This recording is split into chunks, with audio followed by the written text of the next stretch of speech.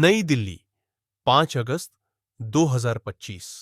भारतीय इंटीरियर एवं फर्नीचर उद्योग में विकास के अगले चरण को गति प्रदान करने के लिए डिजाइन किए गए premiere B2B platform IMM India का आधिकारिक लॉन्च आज नई दिल्ली के इंडिया हैबिटेट सेंटर में हुआ।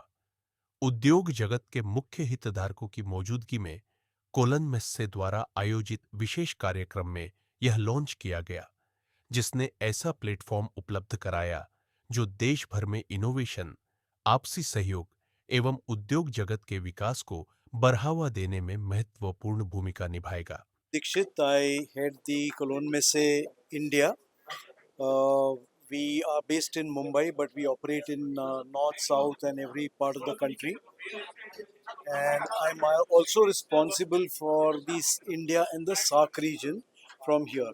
Now, as Cologne Messe, we are present in over 50 countries in the world through our own offices or our representative offices. So that's the strength with which we can connect the international buyers and manufacturers to come to India for this show. किस तरह की audience और को आप target कर रहे हैं? देखिए, इस फेयर में as far as the products are concerning to the interior of home, garden and not office, I would say much, but mostly hardwood वाला जो product होता है, जो home में यूज़ होता है या गार्डन में यूज़ होता है, उस तरीके के मैन्युफैक्चरर्स हमारे पास एग्जिबिट करेंगे।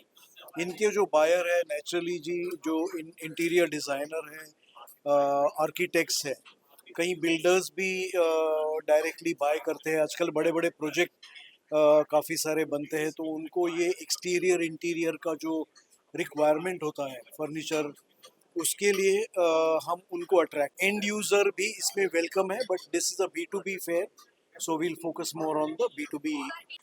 मैं अजय साय हूँ। मैं federation of Indian export organization को रिप्रेजेंट करता हूँ, जो कि एक्सपोर्ट की एपेक्स बॉडी है। गवर्नमेंट ऑफ इंडिया ने इसको 1965 में इस्टेब्लिश किया था। हमारे करीब 37,000 मेंबर्स हैं, जो हर सेक्टर्स ऑफ एक्सपोर्ट्स में हैं। जैसे कि ये मार्च में होने जा रही है, तो इसमें किस टाइप के exhibitors and brands will be participating? देखिए, जो एग्जीबिशन है बेसिकली शोकेसिंग अपॉर्चुनिटी देती है इंडियन कंपनीज को। ग्लोबल कंपनीज भी इसमें आएंगी, ग्लोबल बायर्स भी आएंगे। तो अभी तक क्या होता था, इंडियन एक्सपोर्टर बाहर जाके अपने को शोकेस करते थे, जिसमें जो हमारे एमएसएमईज थे वो उतने सक्षम नहीं थे। और ये कोलन मैसी की जो ये पहल है, उन्होंने बायर्स को इंडिया में लाएंगे, तो जो हमारे एमएसएमईज को बेटर एक्सपोजर मिलेगा। जिस तरह ग्लोबल अनसर्टेनिटी चल रही है, इस समय बहुत जरूरी है कि हम अपने एक्सपोर्ट को डाइवर्सिफाई करें। और इस तरह का जो इनिशिएटिव लिया है, ना खाली हम एक्सपोर्ट में मदद करेगा, लेकिन हमारी जो वाइब्रेंट डोमेस्टिक मार्केट है, उसमें भी कंपनीज को इस्टेब्लिश होने में ये काफी आगे जाएगा। अगले 5 साल में आप आयरलैंड के कहाँ देखते हैं? देखिए, इंडिया में इस तरह की जो इनिशिएटिव पहले भी लॉन्च किए गए थे, काफ़ी सक्सेसफुल इनिशिएटिव हैं। हम देख रहे हैं कि जो हमारे यहाँ न्यू एंटरप्रेन्योर्स हैं, वो काफ़ी तेज़ी में आ रहे हैं और इंडिया का एक्सपोर्ट्स में जो शेयर भी बढ़ता जा रहा है। आने 5 साल में हमें ये लगता है, ये कम से कम इनकी जो भी पार्टिसिपेशन होगा, वो 5 साल के अंदर 3 से 4 गुना होना चाहिए। Sir, how does IMM Indian plan to support or collaborate with Indian designers, manufacturers and retailers? I think when the global buyer will visit India, they will understand what India can offer. There may be some products where some modification would be required.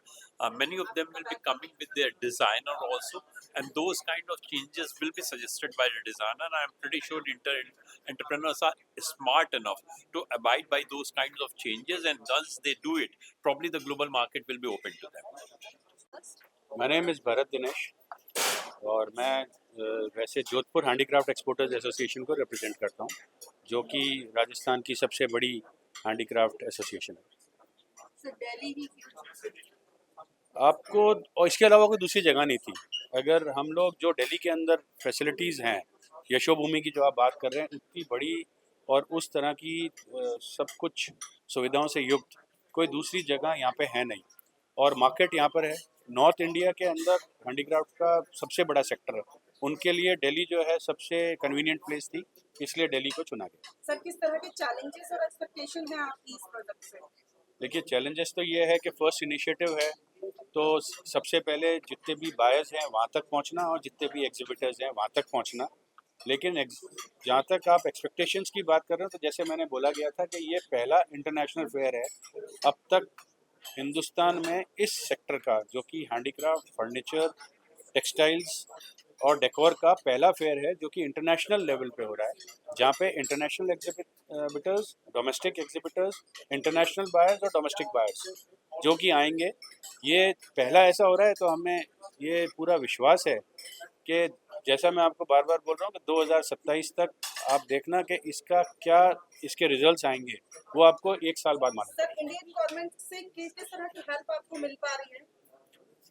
Indian government से सब तरह की help है। हम लोग जो है जितने भी जो विभाग हैं, जैसा कि आज आपने देखा कर्टन रेजर है, तो ये सब इन प्रोसेस है। और जो अभी प्रेजेंट सिनेरियो है उस हिसाब से इंटरनेशनल जो सिनेरियो है, इंडियन गवर्नमेंट जो है वो हर तरह की कारीगरों के लिए सदा तत्पर रही है।